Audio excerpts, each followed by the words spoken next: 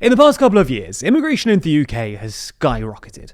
After a predictable drop during the pandemic, the total number of people coming to the UK essentially doubled, going from a pre-pandemic average of about 700,000 people to a peak of over 1.4 million in 2023. At the same time, the number of people emigrating actually fell slightly, which meant that net migration, that is the number of people coming into the UK minus those leaving, essentially quintupled, from a pre-pandemic average of 200,000 to nearly a million in 2023. However, it looks like this trend is finally reversing. On Thursday, the Office for National Statistics, or ONS, published its latest data, showing that net migration into the UK had plummeted by 2/3 in the year to June, suggesting that efforts to cut migration have been working. So in this video, we're going to dive a bit deeper into the data, having a look at why fewer people are coming to the UK, why more people are leaving, and what the political impact of this might be.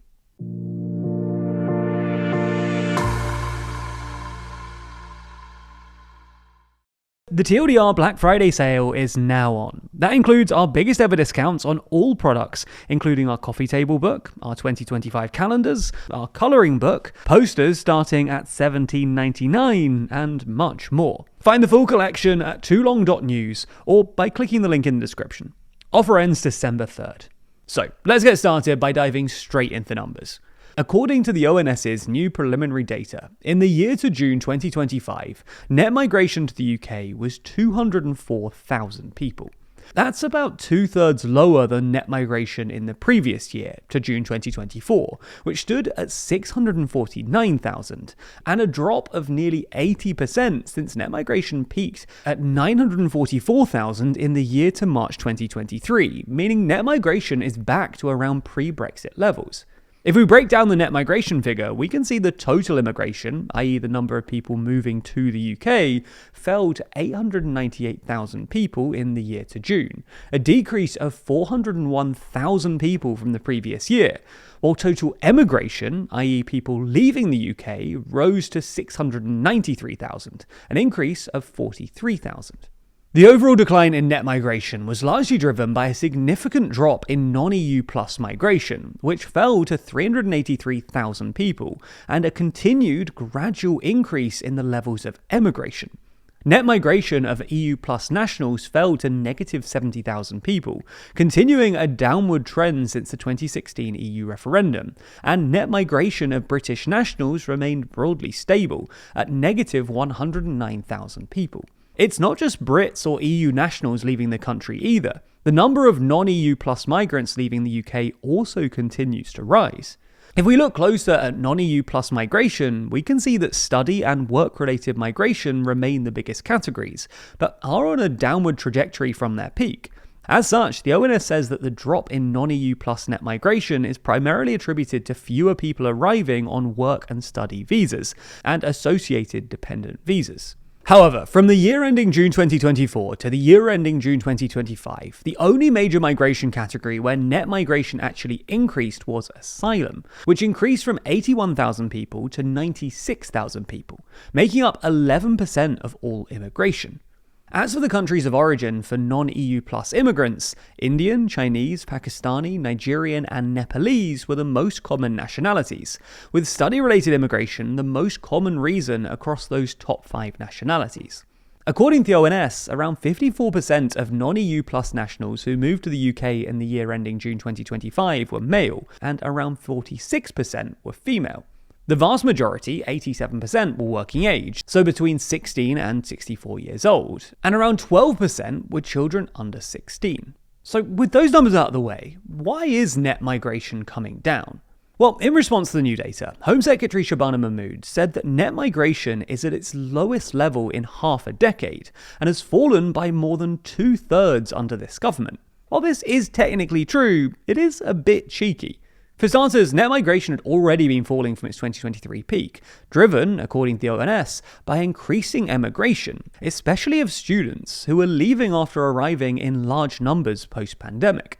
But more significantly, the most recent declines are largely a consequence of reforms introduced by the last Conservative government in early 2024, which restricted most overseas students from bringing dependents to the UK, restricting care workers from doing the same, and increasing salary thresholds for people on skilled worker visas. Notably, from the year ending June 2024 to the year ending June 2025, study dependents fell around 85% and work dependents fell 65%.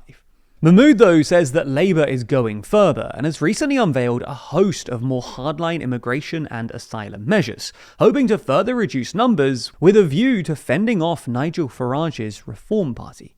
These measures include ending overseas recruitment of social care workers, reducing the list of jobs eligible for skilled worker visas, doubling the wait time to 10 years before becoming eligible for indefinite leave to remain, raising the English language threshold for visa applicants, and more. The exact impact of Labour's migration overhaul remains to be seen, as these things take time to come into force and impact the data. But it's worth pointing out that Home Office data shows that applications for skilled worker visas and health and social care visas have continued to fall since some of the reforms were introduced in July this year. On the other hand, though, the Oxford Migration Observatory notes that the substantial fall in net migration may not necessarily be sustained long-term, particularly because the negative net migration of EU citizens who arrived before Brexit is currently still subtracting quite a lot from the figures, and this won't go on forever. Moreover, not all of the recent numbers are going in the right direction for the government. As we mentioned earlier, asylum claims hit a record high in the year ending September 2025, and the number of asylum seekers being housed in hotels was up 13% compared to June, despite the government's pledge to end the use of asylum hotels. That being said, the government has been reducing the backlog of asylum seekers waiting initial decisions. So, what are the political implications of all of this? Despite a couple of years of falling net migration, it seems that the public just hasn't caught up with the data. Analysis of Ipsos polling by British Future released this week found that 56% of the public believed that net migration had increased since 2024, when in reality it halved from 2023, and only 14% correctly said that it had fallen. Astonishingly, British Future found that even when told the net migration figures, 21% of people simply refused to believe that it had dropped that much, with this figure rising to 37% among those who voted reform and 42% among those skeptical of immigration. Additionally, the public seem to think that asylum makes up roughly a third of immigration, and those who feel negatively about migration believe that it accounts for around half of all immigration. And this is a significant overestimation. As we mentioned earlier, asylum made up just 11% of immigration this year. This accords with international data too, which reliably finds that public anxieties about immigration correlate far better with asylum claims rather than the actual headline immigration numbers, and suggests that the government will have to bring down those asylum numbers in order to reap any political rewards. And that puts Starmer's government in a dangerous position, something we discuss in our article about the main things Starmer needs to do in order to maintain power, as well as our piece about the threat that Labour faces from parties to their left like the Greens. Both articles are found inside the next issue of our magazine, Too Long. Plus, this Black Friday we're running our cheapest price ever, with new subscribers getting their first copy as cheap as $2.99. As you can see, the magazine is titled The New Middle East, and in it, we run through each country in the region and discuss their future, before reflecting on how recent events have reshaped the Middle East forever. We obviously talk about the Middle East a lot in videos, but this is our most zoomed out, detailed, and thought through coverage yet, truly outlining how we see this region re-emerging. It's not just that though, there have also been a lot of major elections this year. So in this issue, we have a whole section talking about all of the major elections that have taken place this year, and how global politics has changed. China's continued dominance, politics in the UK, and how politicians have hijacked social media. This latest issue is now available for pre-order on our website, and if you subscribe using the code BLACKFRIDAY at checkout, then you'll get £5 off your first copy, bringing the price down to as low as $2.99. Plus, there's also special subscriber bundles, including our other TLDR products, which offer even greater value. Anyway, click the link in the description for all of the offers, and thank you for supporting the channel.